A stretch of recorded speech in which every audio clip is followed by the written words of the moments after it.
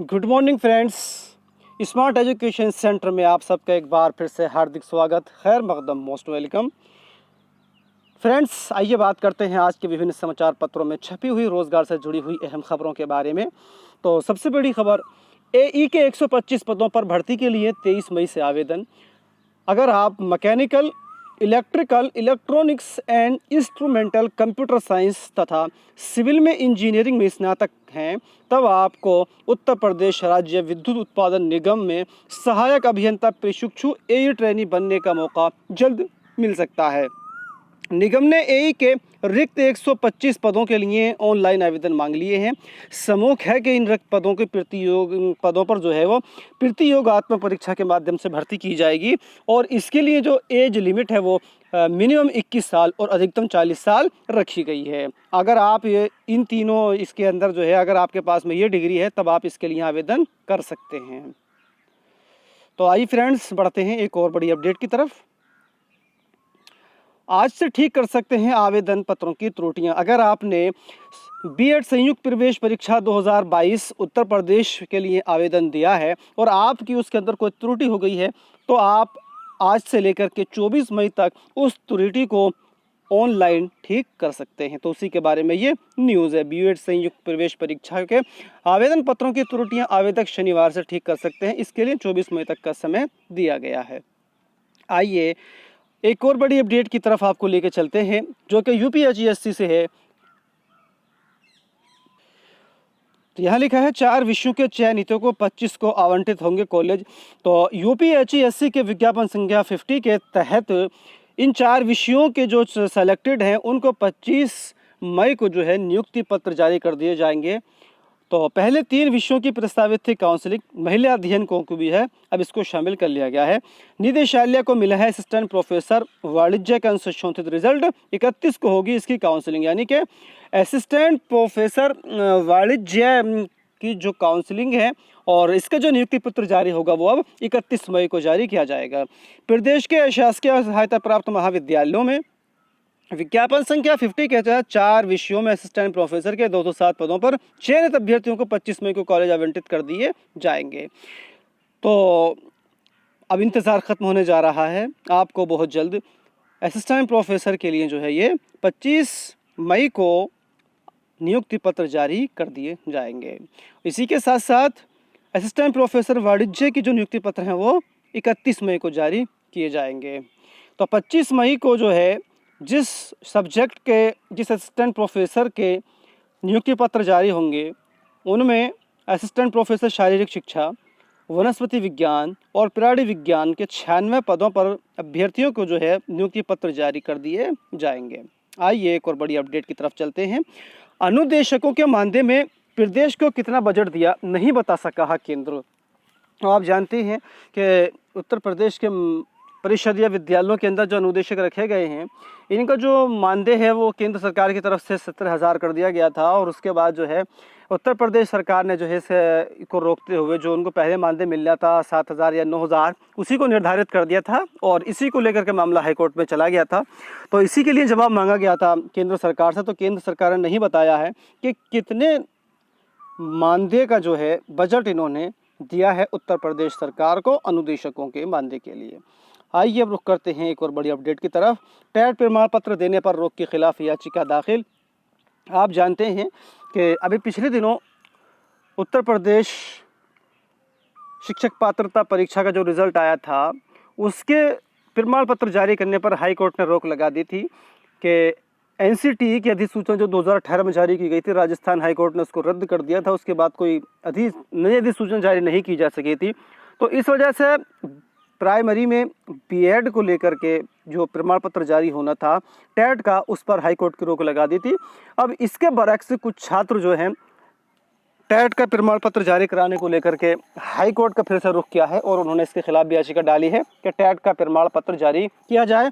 अब देखिएगा इसके ऊपर क्या सुनवाई होती है, ये वक्त बताएगा। आइए रुख करते हैं एक और बड़ी अपडेट की तरफ। CHSL टियर 1 परीक्षा 24 से होगी। कर्मचारी चयन आयोग की combined higher secondary level CHSL 2021 की टियर 1 परीक्षा 24 मई से 10 जून के मध्य क्षेत्र के 86 केंद्रों पर कराई जाएगी। क्षेत्रीय निदेशक राहुल सचान ने बताया कि कंप्यूटर आधारित परीक्षा CBT 1 घंटे की होगी। प्रतिदिन 3 पालियों सुबह 9 से 10, 12:30 से 1:30 और 4 से 5 बजे तक ये परीक्षा कराई जाएगी। और इस परीक्षा में कुल मिलाकर के इतने अभ्यर्थी जो है आप यहाँ पर देख सकते हैं टियर 1 की परीक्षा में पंजीकृत हैं, जिनमें से इतने जो हैं उत्तर प्रदेश और बिहार के हैं। तो अगर आपने ये फॉर्म भरा है तब आपको जो है इसके लिए तैयार हो जाना चाहिए, क्योंकि अब आपका ये एग्ज़ाम बहुत जल्द जो है वो 24 मई से शुरू होने जा रहा है। आइए अब रुख करते हैं एक और बड़ी अपडेट की तरफ, जो कि आर्मी की भर्ती को लेकर के आ रही है और जो कि एक बड़ी अपडेट है। आप जानते हैं कि पिछले 2.5 सालों से आर्मी के अंदर कोई भर्ती केंद्र सरकार ने नहीं निकाली है। इसके अलावा इससे पहले तकरीबन 90 से लेकर के 100 भर्तियां पूरे भारत के अंदर, पूरे देश के अंदर आयोजित की जाती थी, जिससे बेरोज़गार युवाओं को जो है आर्मी में नौकरी मिल जाती थी। लेकिन जब से कोरोना की वबा आई है तब से लेकर के अब तक कोई भर्ती केंद्र सरकार ने आर्मी के लिए नहीं निकाली है। तो आइए इस पर बात कर लेते हैं थोड़ी सी। भर्ती न हुई तो सेना में रिक्त पदों की संख्या 2 लाख तक पहुंचेगी। सेना में 2.5 साल से जवानों की भर्तियां बंद है। कोरोना महामारी शुरू होने से पूर्व वर्ष 2019-20 के दौरान सेना में 80,000 से ज़्यादा जवान भर्ती हुए थे, लेकिन उसके बाद से भर्तियां नहीं हुई हैं। सूत्रों का मानना है कि यदि भर्ती नहीं खुलती है तो इस साल के आखिर तक जवानों के रिक्त पदों की संख्या 2 लाख तक पहुँच सकती है। सेना से जुड़े सूत्रों ने कहा कि मार्च में संसद सत्र के दौरान इस मुद्दे पर विपक्ष की ओर से सवाल पूछे जाने के बावजूद अभी तक भर्ती प्रक्रिया शुरू करने को लेकर कोई दिशा निर्देश प्राप्त नहीं हुए। इसलिए कहना मुश्किल है कि ये भर्ती प्रक्रिया कब शुरू होगी। सेना के सूत्रों ने कहा कि फिलहाल पूर्व की स्थिति बनी हुई है। रक्षा मंत्रालय की तरफ से मार्च में संसद को में बताया गया था कि 2019-20 के दौरान सेना में 80,572 भर्तियां हुई थी। तब से लेकर के अब तक कोई भर्ती नहीं हुई है और जवान तैयार करने में जो है 2 साल लगते हैं। एक भर्ती जब निकालने के बाद जो है उसकी जब प्रक्रिया शुरू होती है तो एक जवान को तैयार करने में जो है वो 2 साल तक का समय लग जाता है।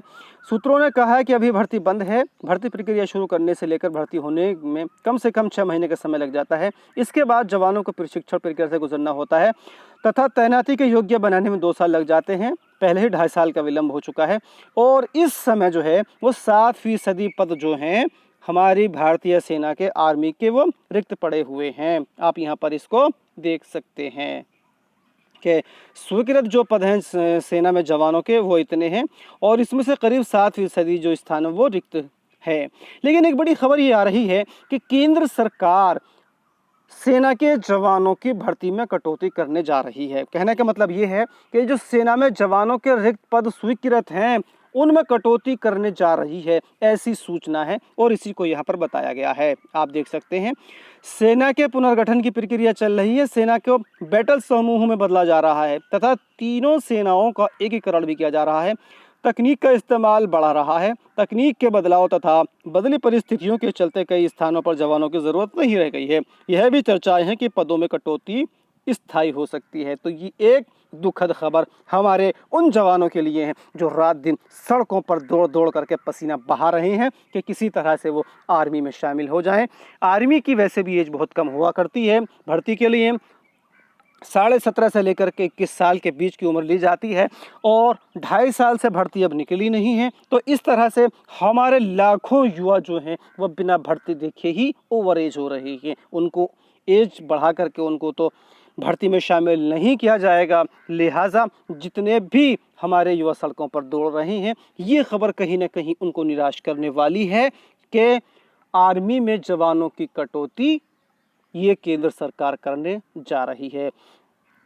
लेकिन सरकार को ऐसा नहीं करना चाहिए, बल्कि जितने पद हैं उन्हीं के हिसाब से भर्ती करनी चाहिए, ऐसा हमारा विचार है। आइए एक और बड़ी अपडेट की तरफ आपको लेकर के चलते हैं।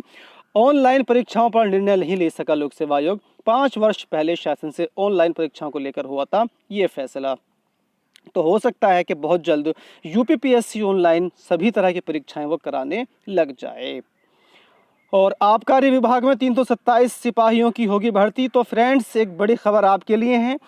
अगर आप उत्तर प्रदेश के अंदर भर्ती की तैयारी कर रहे हैं और आप पुलिस या किसी दूसरे सिपाही की भर्ती का इंतज़ार कर रहे थे, तो ये खबर आपके लिए अहम है कि उत्तर प्रदेश के अंदर आबकारी विभाग में 327 सिपाहियों की भर्ती जल्द होने जा रही है।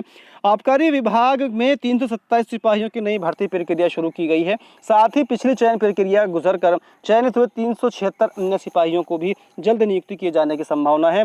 विभाग में भर्ती प्रक्रिया लंबी खींचने के कारण सिपाहियों की कमी है, जिस कारण कार्यवाही में दिक्कत आ रही है। आबकारी मुख्यालय प्रयागराज से सिपाही के 327 पदों का नया अध्याचन उत्तर प्रदेश अधीनस्थ सेवा चयन आयोग UPSSC लखनऊ के भेजा गया है। अगले कुछ महीनों में UPSSC से इसमें भर्ती का विज्ञापन जारी हो सकता है। साथ ही 2016 में जिन 405 पदों पर भर्ती प्रक्रिया शुरू हुई थी, उसमें से 376 पदों का विवरण आबकारी मुख्यालय भेजा गया है।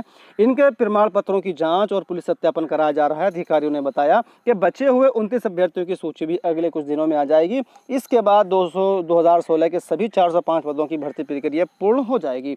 अधिकारियों ने बताया कि विभाग में लंबे समय से सिपाहियों की कमी है, इस कारण छापेमार कार्यवाही कम हो ही पाती है। 2016 से पहले 2011 में 400 पदों पर सिपाहियों की भर्ती हुई थी। भर्ती प्रक्रिया में लंबा वक्त लगने के कारण साल पदों की संख्या बढ़ती जा रही है। नए अध्याचन के अनुरूप भर्ती होने के बाद छापामार कार्यवाही में तेजी आएगी। तो अगर आप सिपाही भर्ती की तैयारी कर रहे थे, तो आपको अपनी तैयारी को मजीद बढ़ाने की ज़रूरत है, क्योंकि आबकारी विभाग 327 सिपाहियों की भर्ती जल्द करने जा रहा है। एक खबर अगर आपको निराश कर रही है आर्मी में भर्ती की कटौती, तो दूसरी खबर आपको ये आबकारी विभाग के सिपाहियों की आपको खुशखबरी भी देती है। तो दोस्तों, एक और बड़ी न्यूज़, राशन वितरण में गेहूं का कोटा कम, चावल मिलेगा ज़्यादा। खैर, इसको हम छोड़ते हैं, इस पर बात नहीं करेंगे। कानून बनाते समय जनता से संवाद ज़रूरी। अब बात करते हैं कुछ करंट अफेयर्स के बारे में। तो प्रदेश में भी अब ई विधानसभा, लोकसभा अध्यक्ष और मुख्यमंत्री ने किया शुभारंभ। तो यहाँ पर कहने का मतलब ये है कि अब उत्तर प्रदेश के अंदर ई विधानसभा का जो सिस्टम है वो लागू कर दिया गया है। अब उत्तर प्रदेश की विधानसभा में कोई भी काम वो कागज़ पर नहीं होगा। उत्तर प्रदेश की विधानसभा में अब सभी काम जो है वो पेपरलेस होंगे, यानी कि ई विधानसभा का जो होता है काम वो यहाँ पर किया जाएगा। प्रदेश के संसदीय इतिहास में शुक्रवार को एक नया अध्याय जुड़ गया है। अब से विधानमंडल की सभी कार्यवाही कागजात रहित पेपरलेस होगी। योगी सरकार की इस नई पहल के तहत 23 मई से शुरू हो रहे विधानमंडल सत्र ई विधान प्रणाली से संचालित होगा और इस बार का बजट भी कागज रहित पेश किया जाएगा।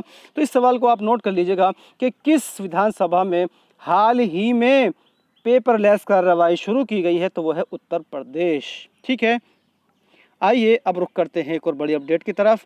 गिलहरी चूहों जैसे जीवों से फैल रहा है मंकी पॉक्स से यूरोप अमेरिका में दहशत। तो इसको भी आप नोट कर लीजिएगा। ये सवाल आगामी परीक्षाओं में पूछा जा सकता है कि मंकी पॉक्स जो है वो कहाँ कहाँ फैल रहा है। तो ये जो है मंकी पॉक्स जो बीमारी है अफ्रीका से निकलकर यूरोप और अमेरिका में दहशत फैलाने लगा है। पहली बार ये एक व्यक्ति से दूसरे व्यक्ति में फैल रहा है। तो इसको भी आप देख लीजिएगा, इसकी उत्पत्ति कहाँ हुई, ये सब इसके बारे में यहाँ पर जानकारी दी गई है कि सबसे पहली बार इसको 1958 में पहचाना गया था और शोध के दौरान पहली बार इसकी पहचान बंदरों में हुई थी, इसलिए इसे जो है मंकी पॉक्स के नाम से जाना गया। मानव में ये पहली बार 1970 में कांगो में दर्ज किया गया था। तो फ्रेंड्स, इस वीडियो में इतना ही। मिलते हैं एक और बड़ी अपडेट के साथ, तब तक आप सबसे इजाज़त चाहते हैं। Thank you.